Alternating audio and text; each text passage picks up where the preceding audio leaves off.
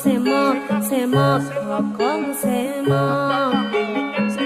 rambut disanggul sanggul sanggul yo nganggo tutu